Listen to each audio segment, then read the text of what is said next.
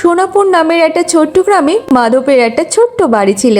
তবে মাধব, মাধবের স্ত্রী এবং মাধবের একমাত্র মেয়েকে নিয়ে তারা থাকতো। মাধব গরিব হতে পারে, কিন্তু তাদের পরিবারকে নিয়ে সে অনেক সুখে শান্তিতে থাকতো।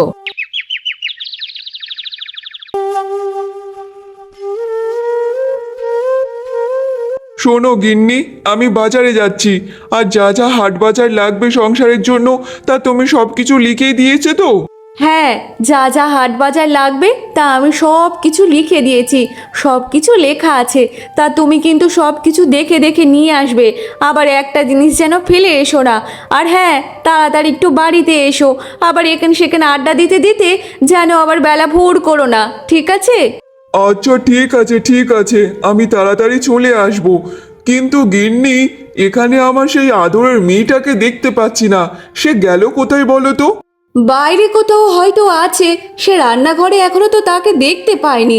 নিশ্চয়ই সে বাইরে কোনো না কোনো কাজ করছে।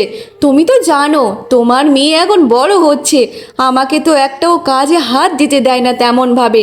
সে সব কাজ করতে চায়, মনে হয় সে বাইরে কোনো না কোনো নিশ্চয়ই কাজ করছে। সত্যি সবিতা, আমাদের মেয়েটা যেন দেখতে দেখতে কত তাড়াতাড়ি কত বড় হয়ে গেল। আমরা তাকে নিয়ে কত খেলা করতাম, আর আজকে দেখো সে এখন সংসারের সব কাজকর্ম করছে। বাবা, ভাবা যায়? আচ্ছা শোনো গিন্নি, আমি আবার যাই। বাজারে আবার দেরি করে গেলে আবার বাজার বন্ধ হয়ে যাবে, কিছু পাবো না। হ্যাঁ হ্যাঁ, তুমি এখানে দাঁড়িয়ে দাঁড়িয়ে গল্প না করে যাও যাও, তাড়াতাড়ি বাজারে গিয়ে বাজারটা করে নিয়ে আসো তো দেখি। তারপর মাধব বাজারে যাওয়ার জন্য ঘরে থেকে বেরোচ্ছিল।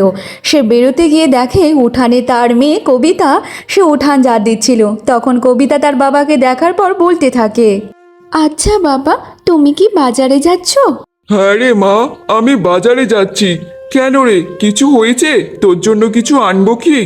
শোনো বাবা, আমার না একটা জিনিস খেতে খুব মন চাইছে। কদিন ধরে ভাবছি তোমাকে বলবো, কিন্তু বলে আর ওঠাই হয় না। আজকে তুমি বাজারে যাচ্ছ, তাই তোমাকে দেখে মনে পড়লো। শোনো না বাবা, আমার জন্য বাজার থেকে একটু পাতা মাছ আনবে। আমার যে পাতা মাছ খেতে খুব মন চাইছে। আর তুমি তো জানো বাবা, আমি নদীর মাছ খুব পছন্দ করি। বাবা শোনো না, তুমি আজকে আমার জন্য একটু পাতা মাছ এনো। আমি আজকে বাড়ির সবার জন্য সুন্দরভাবে রান্না করব। আচ্ছা ঠিক আছে মা, চিন্তা করিস না। যদি বাজারে পাতা মাছ বসে তাহলে আমি তোর জন্য অবশ্যই পাতা মাছ কিনে নিয়ে আসবো। আর চিন্তা করিস না তো একদম। আর এমনিতে রুই মাছ তো নিয়ে আসবো বাড়িতে। তা হলেও বাবা, সবসময় রুই মাছ খেতে একদম মন চায় না। তুমি একটু পাতা মাছ নিয়ে এসো। পাতা মাছ দিয়ে আদা রসুন পেঁয়াজ দিয়ে রান্না করব বাবা, খুব খুব ভালো খেতে লাগবে। আর তোমাদেরকেও দেবো, তোমরা খেয়ে দেখবে তোমার মেয়ের হাতে রান্না কেমন। আচ্ছা ঠিক আছে মা, ঠিক আছে, চিন্তা করিস না। বাজারে পেলে তোর জন্য অবশ্যই নিয়ে আসবো। আচ্ছা যা, এখানে কাজকর্ম সেরে কোনো লাভ নেই। যা তো যা, একটু গিয়ে ভিতরে বিশ্রাম কর তো দেখি। আচ্ছা বাবা, তুমি বলো তো মা কোথায়, আর মা কি করছে বলো তো? আমি তো দেখলাম তোর মা রান্না করে কিছু সবজি কাটছে রান্না করার জন্য। যা যা, মায়ের পাশে গিয়ে একটু বস। এইসব বলার পর মাধব বাজারের জন্য রওনা দিয়ে দেয়। আর এদিকে কবিতা সে তার মায়ের কাছে রান্নাঘরে যায়।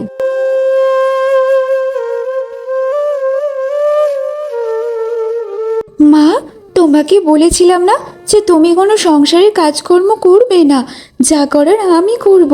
তোমার তো শরীর খারাপ, তাহলে তাহলে তুমি আবার সবজি কাটতে চলে এসেছো।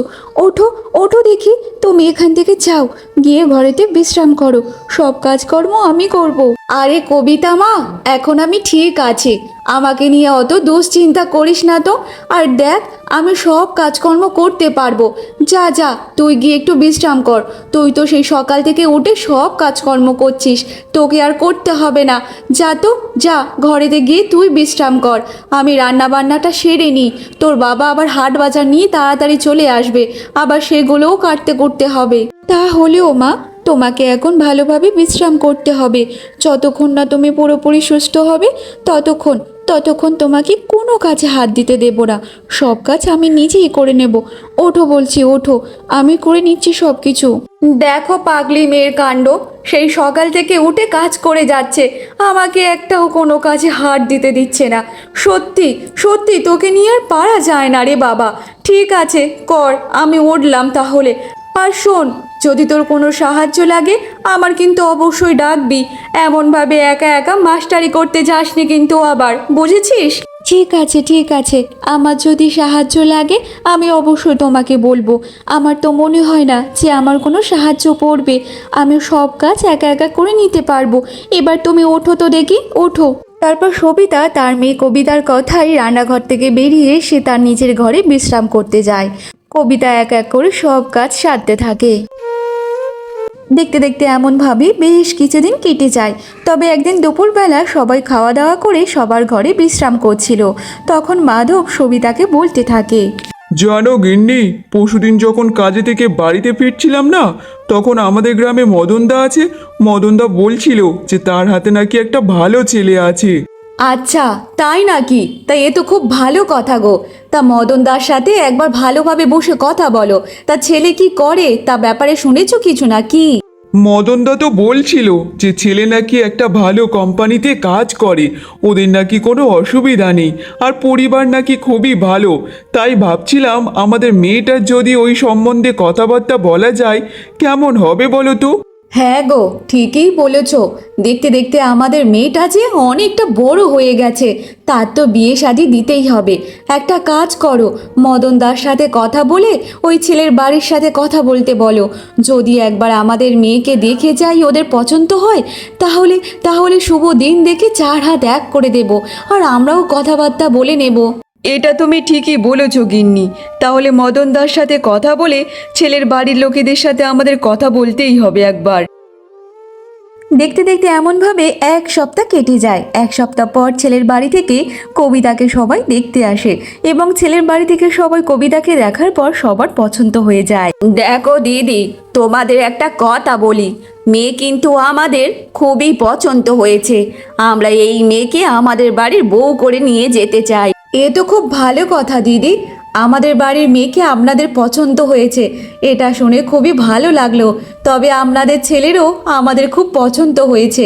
দিদি, তাহলে যখন দুটো পরিবার থেকেই ছেলে মেয়ে পছন্দ হয়ে গেছে, তাহলে যদি বিয়ের জন্য দেনা পাওনার কথাটা বলা যায় তাহলে খুব ভালো হয়।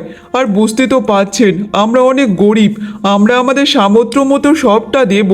না না দাদা, আমাদের তেমন কোনো কিছু চাই না, শুধু মেয়েকে পাঠিয়ে দিলেই হবে। আর এমনিতে আমাদের বা কিসের কম আছে, ঘর বাড়ি সব কিছু তো আছে, তাহলে আবার কি দেনাপানা নেব? না না, আমাদের কিছু চাই না। এমন কথা শোনার পর কবিতার বাড়ির লোকেরা সবাই অনেক খুশি হয়ে যায়। দেখতে দেখতে এমনভাবে বেশ কিছুদিন কেটে যাওয়ার পর ভালো দিন দেখে ওদের 4 হাত এক করে দেয়। কবিতার বিয়েও হয়ে যায়।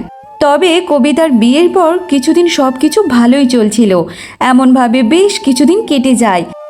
একদিন হঠাৎ কবিতা চায়ের কাপ নিয়ে তার শ্বশুর শাশুড়িকে দিতে যাচ্ছিল, আর তখন তাদের সামনে সেই চায়ের কাপ মাটিতে পড়ে ভেঙে যায়।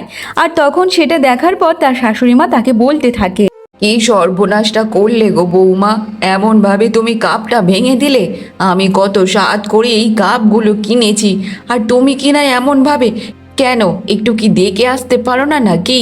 চোখের মাথা কি খেয়ে বসেছিলে নাকি, বলো তো দেখি। মা, আমি বুঝতে পারিনি একদম, হাত ফসকে যে কিভাবে কাপটা পড়ে গেল আমি একদম টের পাইনি মা। ক্ষমা করে দেবেন মা, ক্ষমা করে দেবেন। আরে গিন্নি, তুমি এমনভাবে বৌমাকে কেন বলছো বলো তো? বৌমা তো দেখতে পায়নি, সেই কারণে এমনভাবে হাত ফসকে পড়ে গেছে কাপটা। সে কি ইচ্ছা করে ফেলেছে নাকি? তার জন্য তুমি এমনভাবে বৌমাকে কথা শোনাচ্ছ? একটু শান্ত হয়ে যাও, বাজারে এরকম কাপ অনেক পাওয়া যাবে, কিনে নিয়ে আসলে তো হয়ে যায়। এই শোনো, তোমাকে একটা কথা আমি ভালোভাবে বলে দিচ্ছি, এমনভাবে বৌমার হয়ে কথা বলবে না, আর বৌমাকে মাথায় তুলো না, বুঝেছো? সে তো কিনতে পাওয়া যাবে সবাই জানে, তা কিনতে কি টাকা লাগে না নাকি? আরে গিন্নি, এইসব তুমি কি বলছো? আমি আবার বৌমাকে কোথায় মাথায় তুললাম? আমি যেটা দেখেছি সেটাই তো বললাম, যেটা আমার ভালো মনে হয়েছে। আর সব থেকে বড় কথা, সব জিনিস কিনতে গেলে তো টাকা পয়সা লাগে। তাহলে তাহলে ক্ষতিটা কি? আর একটা যদি কাপের সেট কিনে নাও তো। মা, আমার ভুল হয়েছে, আমি বুঝতে পারিনি মা। আপনি এমনভাবে রাগ করবেন না, এবার একটু শান্ত হয়ে যান মা, শান্ত হয়ে যান। এরপরের বাড়ি থেকে আর কোনো ভুল হবে না মা, কোনো ভুল হবে না। তারপর থেকে কবিতা সে সংসারের সব কাজ সুন্দরভাবে করতে থাকতো। এমনভাবে দিন কাটতে থাকে। একদিন আকাশ তার মায়ের কাছে গিয়ে বলতে থাকে, মা, শোনো না, তোমার সাথে আমার একটা কথা আছে। হ্যাঁ আকাশ, বল বাবা, কি কথা বলতে চাস? জানো মা, আমার অনেক দিনের ইচ্ছা যে আমি একটা বাইক কিনবো। তুমি একটু বাবাকে বলে কিছু টাকা ম্যানেজ করে দাও না মা, তাহলে আমি একটা ভালো দেখে বাইক কিনতে পারি। দেখ খোকা, তোর বাবার কাছে যদি এক্ষুনি তোর বাইকের কথা বলি, সে কিন্তু খুব রেগে যাবে, একটাও কোনো টাকা দেবে না। কিন্তু মা, বাবা যদি না আমাকে টাকা দিয়ে সাহায্য না করে, তাহলে আমি এতগুলো টাকা কোথা থেকে পাবো বলো তো? আর একটা বাইক কিনতে তো অনেক টাকা দরকার। সব টাকা কি আমি একসাথে জোগাড় করতে পারবো বলো তো দেখি? দেখ খোকা, তুই কেন জোগাড় করবি? তোর বিয়ের সময় তোর শ্বশুর বাড়ি থেকে তো একটা টাকা কানা করি কোনো পণ দেয়নি। তো একটা কাজ কর না, বৌমাকে বলে তার বাপের বাড়ি থেকে কিছু টাকা নিয়ে আসতে বল। দেখ, আর ওই টাকা দিয়ে আর তুই কিছু টাকা দিয়ে একটা বাইক কিনে নে, বুঝেছিস? কিন্তু মা, কবিতার বাপের বাড়ি তো অনেক গরিব, ওরা কি এত টাকা দিতে পারবে? কেন রে খোকা, দিতে কেন পারবে না? তারা অবশ্যই দিতে পারবে। মেয়ের বিয়েতে তো তেমনভাবে কোনো খরচা করেনি, আর আমরা তো কোনো দাবি দাবা রাখিনি। তাহলে তাহলে তারা দিতে পারবে না কেন বল তো? তুই যা, বৌমার সাথে কথা বল, আর বৌমাকে বল গিয়ে তার বাবার কাছ থেকে কিছু টাকা নিয়ে আসতে। হ্যাঁ মা, তুমি একদম ঠিক কথা বলেছ। বিয়ের সময় তো আমাকে একটাও কানাকড়ি দেয়নি। ঠিক বলেছ মা, আমি কবিতাকে গিয়ে এক্ষুনি বলছি, ওর বাপের কাছ থেকে গিয়েও টাকা চেয়ে নিয়ে আসবে। তারপর আকাশ তার মায়ের ঘর থেকে বেরিয়ে সে কবিতার কাছে যায়, গিয়ে বলতে থাকে, শোনো কবিতা, তুমি একবার কাল তোমার বাপের বাড়িতে যেও তো। কেন গো, হঠাৎ করে তুমি আমাকে বলছো আমার বাপের বাড়িতে যাওয়ার কথা? কিছু কি হয়েছে? শোনো তাহলে, তুমি একবার তোমার বাবার কাছে গিয়ে আমার জন্য কিছু টাকা চেয়ে নিয়ে আসবে।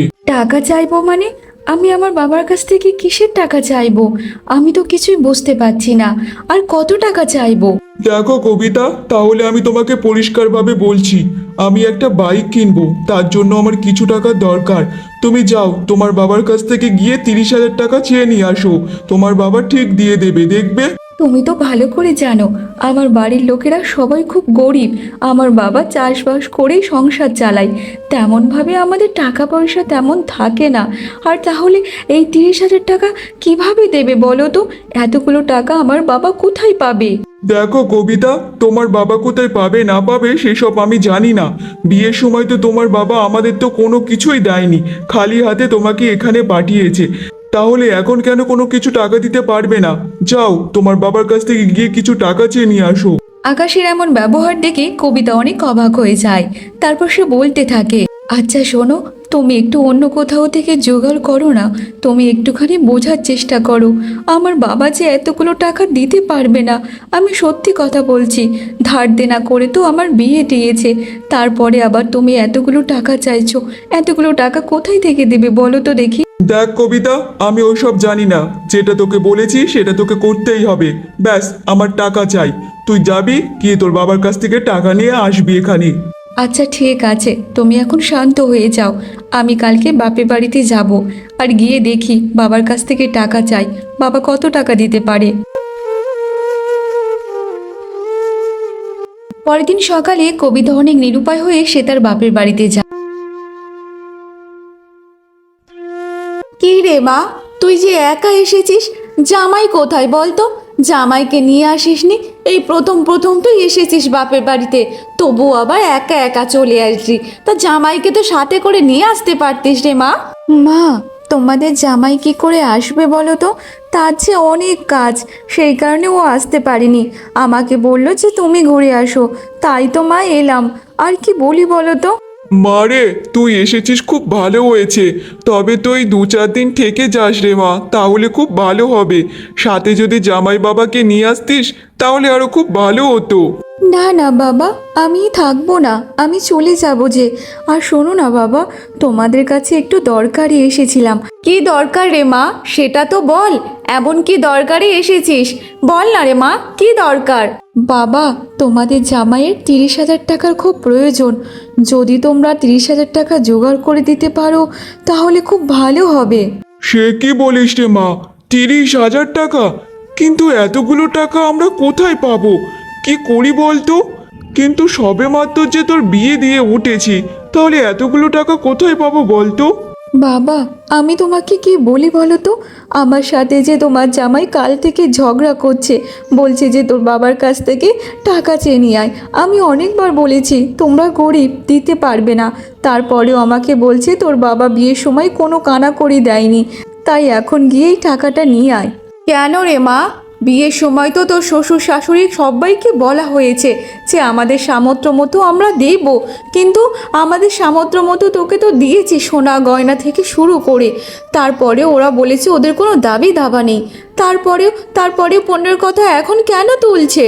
জানি না মা, আমার কপালে মনে হয় এমন শ্বশুরবাড়ি লেখা ছিল। তাদের কাছ থেকে তো তেমন একটা ভালো ব্যবহারও পাই না মা। মা, তোমাদের কাছে যদি টাকা থাকে তোমরা জোগাড় করে দাও না। আচ্ছা ঠিক আছে মা, তুই চিন্তা করিস না, তবু আমি দেখছি কোথাও থেকে জোগাড় করে কত টাকা হচ্ছে। তারপর কবিতার বাবা এখান সেখান থেকে বলে জোগাড় করে বেশি টাকা দিতে পারেনি, মাত্র 15,000 টাকা কবিতাকে দেয়। কবিতা সেই টাকা নিয়ে তার শ্বশুর বাড়িতে আসে। তার স্বামী এবং তার শাশুড়ি সেখানে ছিল। শোনো, আমার বাবা টাকা বেশি জোগাড় করতে পারেনি, এখান সেখান থেকে মাত্র 15,000 টাকা জোগাড় করে দিয়ে দিয়েছে। আর 15,000 টাকা দিতে পারিনি, তুমি এটা দিয়ে কাজ চালিয়ে নাও। তুমি নয় অন্য কোথাও থেকে কিছু টাকা ধার করে নাও গো। এ কি বলছো বৌমা? মাত্র তোমার বাবা 15,000 টাকা জোগাড় করতে পেরেছে? ছি ছি ছি, ছেলেকে এমন একটা ঘরে বিয়ে দিয়েছি কি বলবো, ভিখারি সব কোথাকার। মা, এমনভাবে বলবেন না। আমার বাবা যে গরিব আপনারা তো সবাই জানেন, তারপরেও এমনভাবে কেন কথা বলছেন? আমি তো বলেছিলাম আপনার ছেলেকে যে আমার বাবা এতগুলো টাকা দিতে পারবে না, সবে মাত্র আমাকে ধার দেনা করে বিয়ে দিয়েছে। আপনারা তো বিয়ের সময় বলেছিলেন যে আপনাদের কোনো দাবি দাবা নেই, কোনো পণ চায় না। তাহলে এখন কেন এইসব কথা শোনাচ্ছেন? ঠিক আছে, তোর বাবা যা টাকা দিয়েছে সেই টাকাটা দে দেখি। আমি দেখি কোথাও থেকে জোগাড় জান্তি করে টাকাটা জোগাড় করতে পারি কিনা। তোর বাবার কাছে তো কোনো কিছু আশা করাই ভুল। কিছু একটা আশা করে মুখ ফুটে বলেছিলাম কিছু টাকার কথা, আর সেখানে সেই টাকাটাও দিতে পারলো না তোর বাবা। দেখো, আমার বাবার যদি সামর্থ্যে থাকতো সেই টাকাটা, তাহলে তোমাকে বলতে হতো না, অবশ্যই দিয়ে দিতে পারতো। আমাদের সংসার কিভাবে চলে তা আমরা ভালোভাবে জানি। সত্যি বৌমা, এটা তো ভেবেছিলাম তোমার বাবার কাছ থেকে কিছু আশা করলে আমার ছেলেকে তারা দেবে, কিন্তু এটা আশা করিনি যে তোমার বাবার হাতে থেকে জল গলবে না। ছি ছি ছি, কেমন একটা ঘরে ছেলেকে বিয়ে দিয়েছি, ছি। কবিতা তার শাশুড়ি মায়ের এমন কথা শুনে তার অনেক কষ্ট লাগে। সে আর কোনো কিছু কথা বলে না, চুপচাপ থাকে। এমনভাবে দিন কাটতে থাকে। আর কিছু মাস পরেও আকাশ আবার এসে তার স্ত্রীকে বলতে থাকে, শোনো কবিতা, তুমি তোমার বাবার কাছ থেকে আবার গিয়ে 10,000 টাকা চেয়ে নিয়ে এসো তো। আমার 10,000 টাকার খুব দরকার। এ কি বলছো? কিছু মাস আগেই তো তোমাকে 15,000 টাকা দিল আমার বাবা, তার উপর আবার 10,000 টাকা। এত টাকা আমার বাবা কোথায় পাবে বলো তো? তুমি বারবার আমার বাবার কাছ থেকে এমনভাবে টাকা চাইছো। আমি তো বলছি আমার বাবা যে খুব গরিব, অনেক কষ্ট করে সংসার চলে, তারপরেও সব কিছু জানার পর এমনভাবে চাইছো কিভাবে টাকা? তা তোর বাবার কাছ থেকে চাইবো না, টাকাটা কোথায় থেকে চাইবো শুনি? শোন, তোকে একটা কথা বলছি, তুই গিয়ে তোর বাবার কাছ থেকে টাকা নিয়ে আয়। আর যদি না নিয়ে আসতে পারিস তাহলে চলে যা তোর বাপের বাড়িতে, এখানে থাকার কোনো দরকার নেই। দেখো, তোমাদের বারবার এইসব কথা শুনে শুনে আমার আর ভালো লাগে না। আমি আর টাকা আনতে পারবো না বাবার কাছ থেকে। আমি এবার কোন মুখে টাকা আনবো বলো তো দেখি? না, আমি আনতে পারবো না বাবার কাছ থেকে টাকা। আমি সব কিছু জানার পর কি করে টাকা চাইতে পারি? কি বললি তুই? তোর বাবার কাছ থেকে তুই টাকা আনতে পারবি না? তাহলে দেখ দেখ আজকে তোর কি অবস্থা করি। তারপর আকাশ কবিতাকে খুব মারতে থাকে। আরে আমাকে ছেড়ে দাও, আমার যে খুব লাগছে, আমাকে এমনভাবে মেরো না, আমাকে ছেড়ে দাও।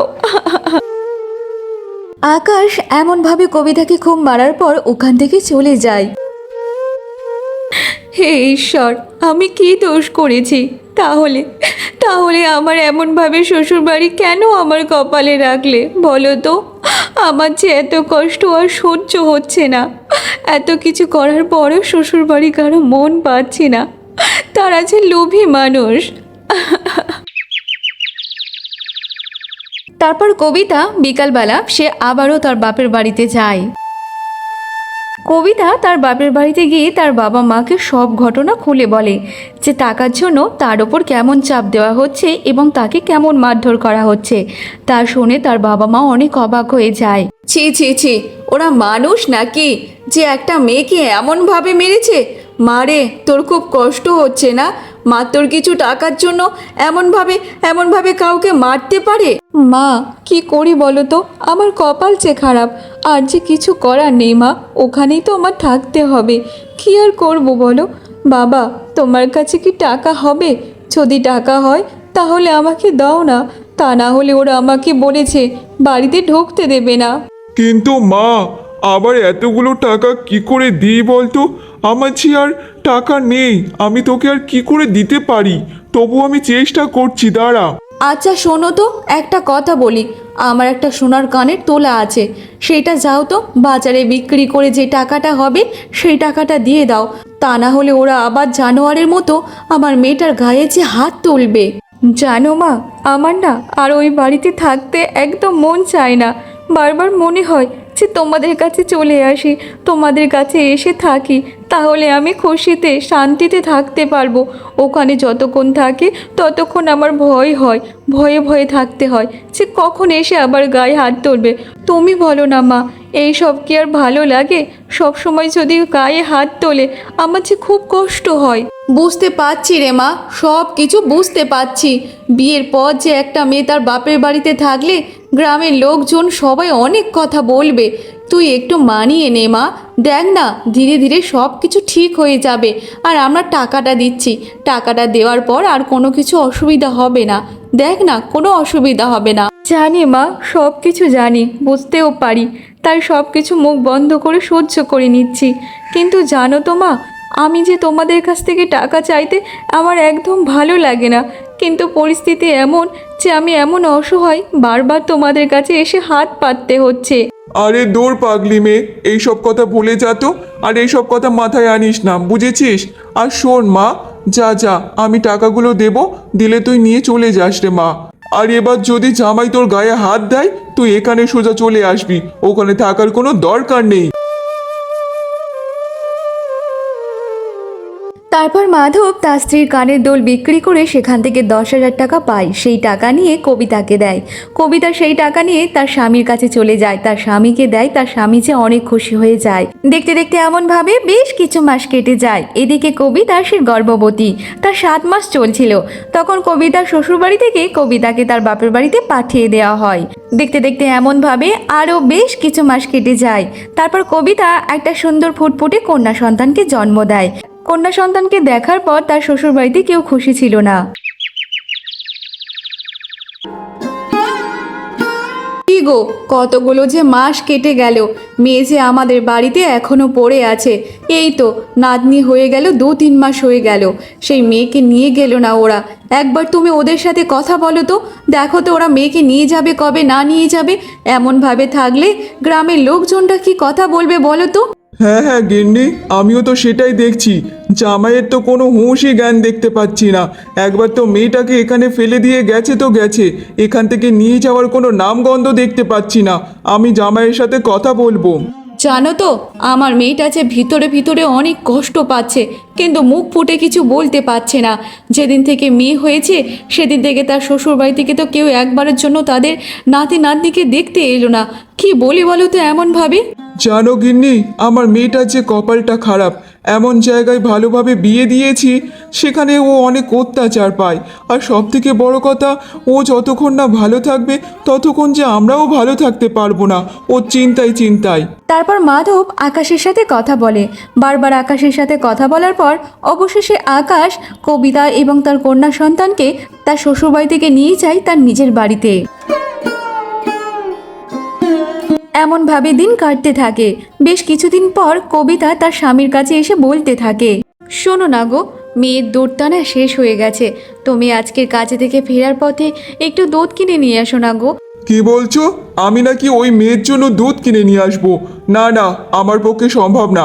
তুমি যদি একটা ছেলে জন্ম দিতে, তারপর নয় মানা যেত যে আমাদের বংশে প্রদীপ এসেছে, দেখে দেখে একটা মেয়েকে জন্ম দিয়েছে, আর ওই মেয়ের জন্য কি আমি দুধ কিনে নিয়ে আসবো? না না, ওইসব আমি করতে পারবো না। এইসব তুমি কি বলছো? ছেলে কিংবা মেয়ে সেটা ঈশ্বরের দান।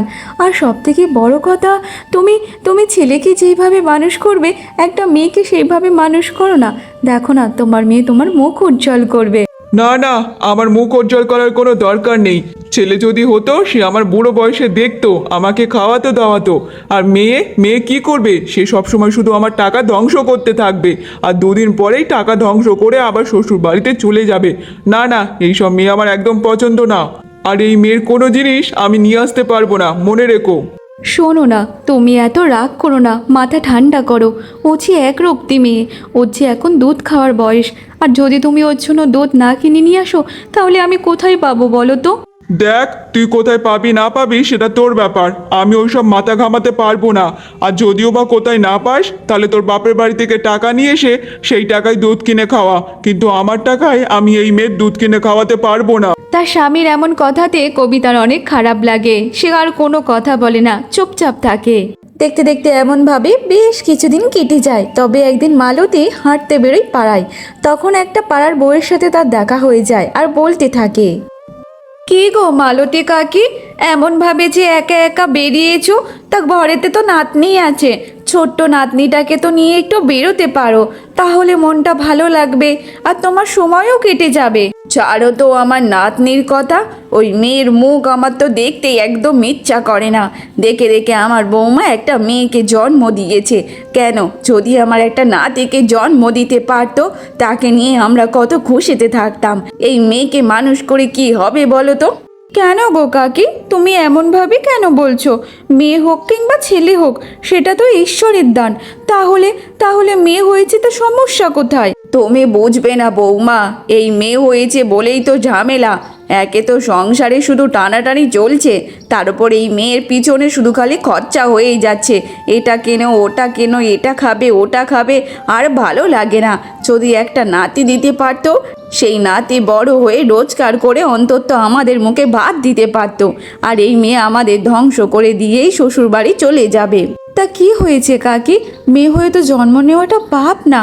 তুমিও তো একটা মেয়ে, তাহলে একটা মেয়ে হয়ে আর একটা মেয়েকে এমনভাবে কিসের জন্য বলছো? আর ও যে এক রক্তি মেয়ে, ও তো এখন খাবে। যেমন তোমার নাতিকে তুমি মানুষ করবে, তেমনভাবে তোমার। দেখো বৌমা, তুমি অত জ্ঞান দিতে এসো না। তুমি পাড়ার বউ, পাড়ার মতো থাকো, আর সবার সাথে গিয়ে কথা বলো। অত আমাকে জ্ঞান দিতে এসো না তো, দূর, ভালোই লাগে না। সব যেন একই রকম, তোমাদের সাথে কথা বলাটাই বেকার। আর হ্যাঁ, কোনটা আমি পছন্দ করব না করব সেটা আমার ব্যাপার, তোমাকে অত বলে দিতে হবে না, বুঝেছো? মালতী এইসব কথা বলার পর ওখান থেকে চলে যায়।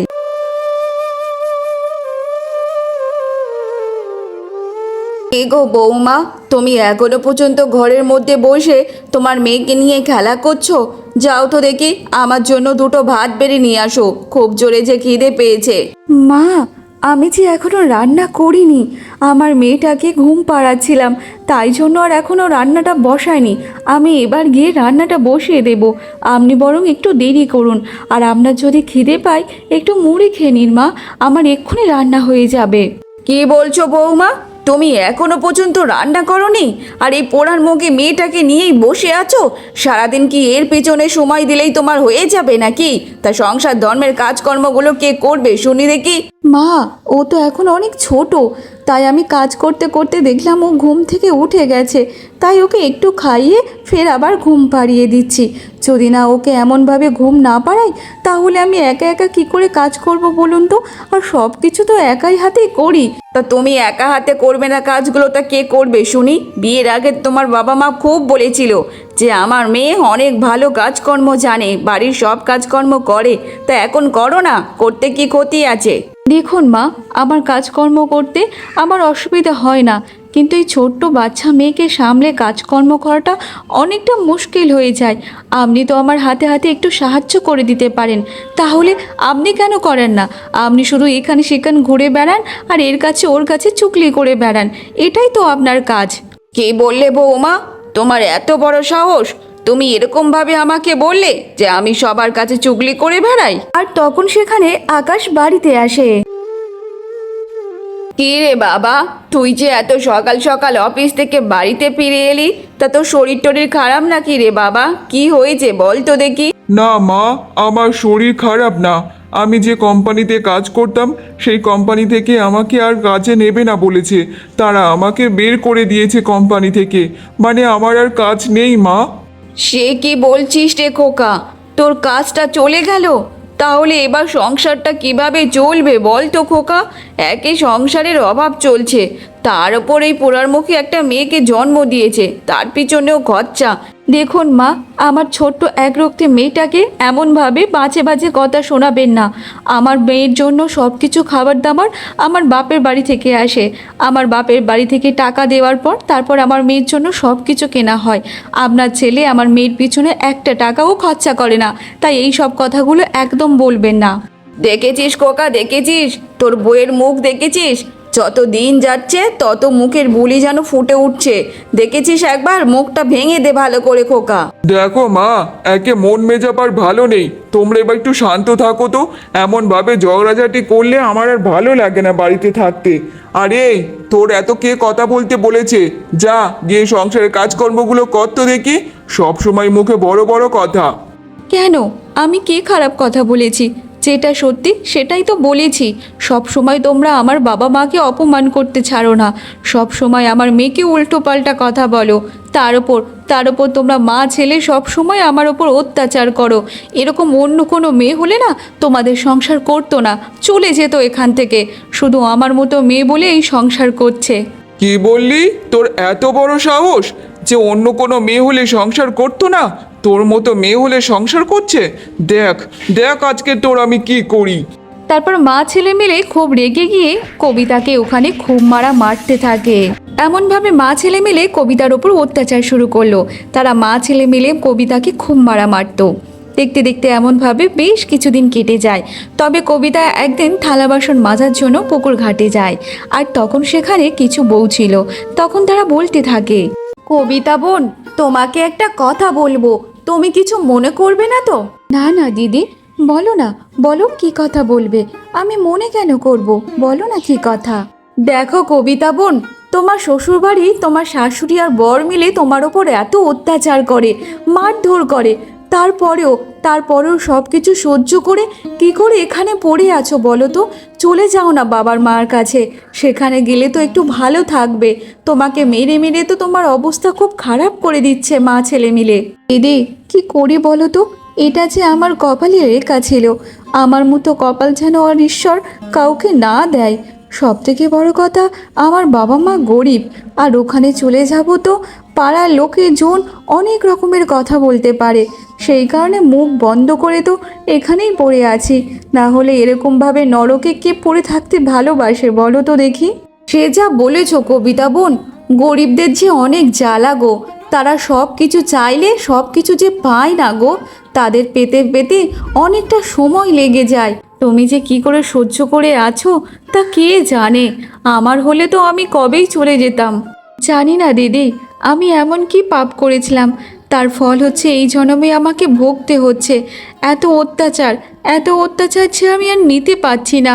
ঠিক আছে, আমার ওপর অত্যাচার করছে ঠিক আছে, কিন্তু আমার একরক্তি মেয়েটা আছে জানো, তার জন্য খাওয়া দাওয়ার কিচ্ছু নিয়ে আসে না।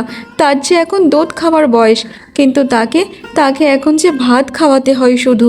দুনিয়াতে বেঁচে থাকতে থাকতে যে অনেক ধরনের মানুষ দেখতে হবে, তা নিজের চোখে সব কিছু দেখে তারপরেই মরতে হবে মনে হয়। আর এখন তার সব কিছু দেখছি গো কবিতা। কি বলি বলো তো দিদি, কপালে যা লেখা আছে তা তো হবেই। এটা আর আমরা বদলাতে পারবো না। এটাই আমাদের কপালে ছোট থেকে লিখে দিয়েছে যে ঈশ্বর। ঠিকই বলেছ কবিতা, জীবন যে বড়ই কঠিন। এমনভাবে তারা পুকুর ঘাটে বসে বসে কথা বলতে থাকে আর এমনভাবে দিন কাটতে থাকে। কবিতা তার শ্বশুরবাড়িতে অনেক অত্যাচার সহ্য করতে থাকে। দেখতে দেখতে এমনভাবে আরও বেশ কিছু বছর কেটে যায়। কবিতার মেয়ে সে অনেকটা বড় হয়ে যায়, তার বয়স 5 বছর হয়ে যায়।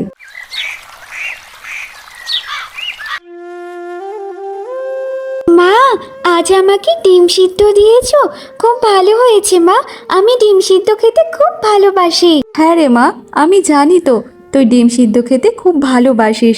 নে এবার খেয়ে নে তো, পেট ভর্তি করে খা। না না মা, আমি এতগুলো ভাত খেতে পারবো না। তার থেকে বরং আমি অল্প খাবো, আর একটুখানি ভাত যা থাকবে তা তুমি খেয়ে নেবে মা। কোনো কথা হবে না, একদম চুপচাপ এখানে বসে সবগুলো ভাত খেয়ে নিবি।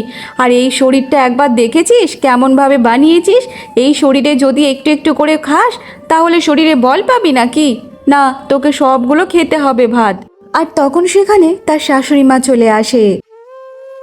এ কি বৌমা, তুমি তোমার মেয়েকে এতগুলো ভাত খেতে দিয়েছো? এতগুলো ভাত খেতে দেওয়ার কি দরকারটা আছে শুনি? একটুখানি খেতে দিলেই তো ওর পেট ভর্তি হয়ে যাবে। একে তো বাচ্চা মেয়ে, এতগুলো ভাত কেন দিয়েছো? সব তো নষ্ট হবে। দেখুন মা, আমার মেয়ে কি খাবে না খাবে সেটা ওর ব্যাপার। ও কতগুলো খাবে না খাবে ওকে দেখতে দিন না মা, আপনি কেন এসে কথা বলছেন? কি বলছো বৌমা? আমি দেখবো না তো কে দেখবে শুনি?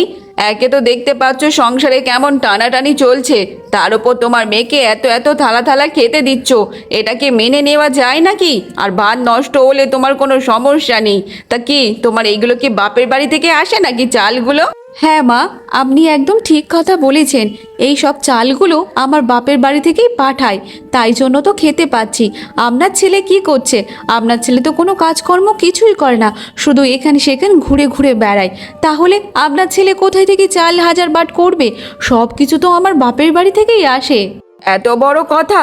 আজকের আমার ছেলে কোনো কাজকর্ম করছে না বলে তোমার বাপের বাড়ি থেকে চাল টাল আসছে বলে তুমি এত বড় কথা শোনাচ্ছ? ছি ছি ছি, তোমার কাছ থেকে এটা আমি আশা করিনি বৌমা। মা, আমিও তো আপনাদের কাছ থেকে কোনো কিছু আশাই করিনি, কিন্তু অনেক কিছু হয়ে যাচ্ছে। আপনারা যে এত অত্যাচার করেন আমার ওপর, আমি কি এটা আশা করেছিলাম? তারপরেও আমাকে অত্যাচার করে যাচ্ছেন, আমি মুখ বন্ধ করে সহ্য করে নিচ্ছি।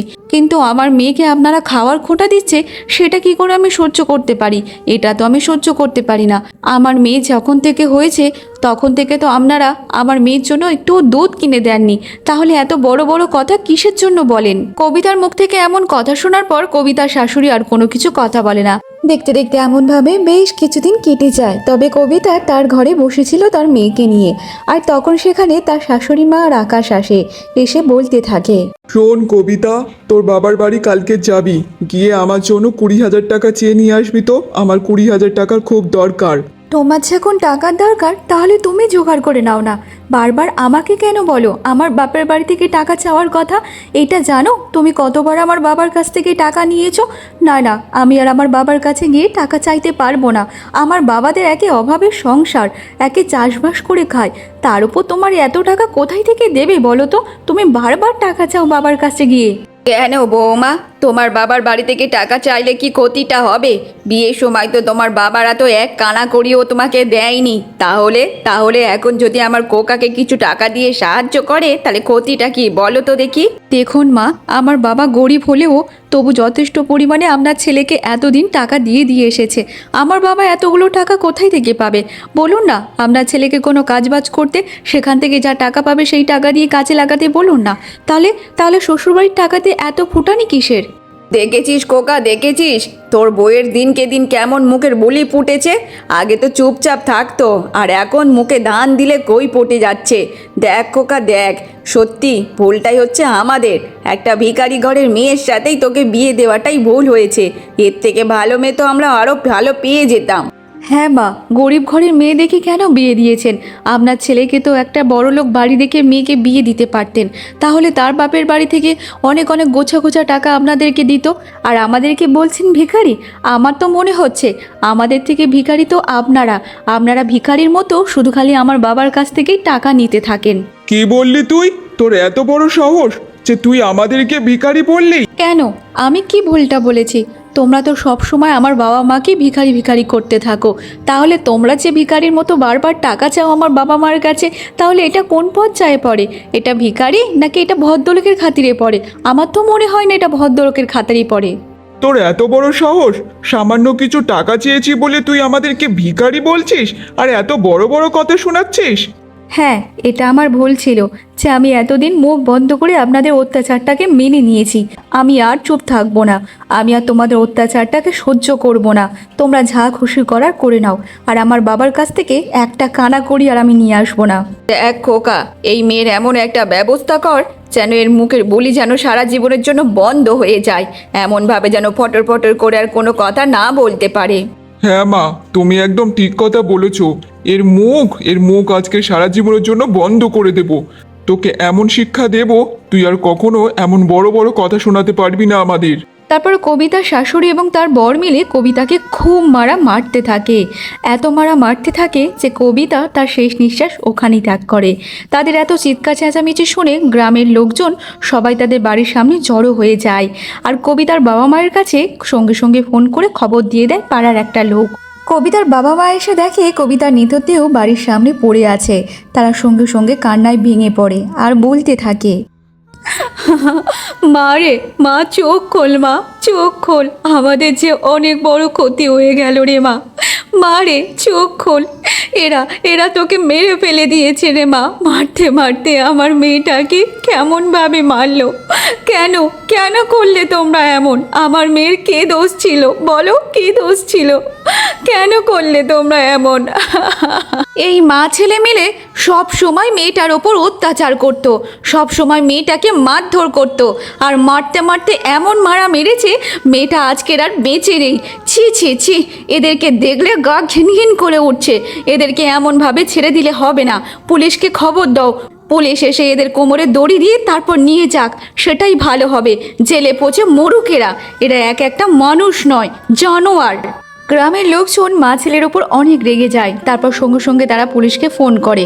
পুলিশ আসার পর গ্রামের লোকজনের মুখ থেকে কবিতার ওপর হওয়া অত্যাচার সব কিছু শুনে থাকে। কবিতার ছোট্ট মেয়ে পুলিশের সামনে সব ঘটনা খুলে বলে তার মাকে কিভাবে মারা হয়েছে। তার সামনে তার বাবা এবং ঠাম্মা মিলে তার মাকে মেরে ফেলেছে মারতে।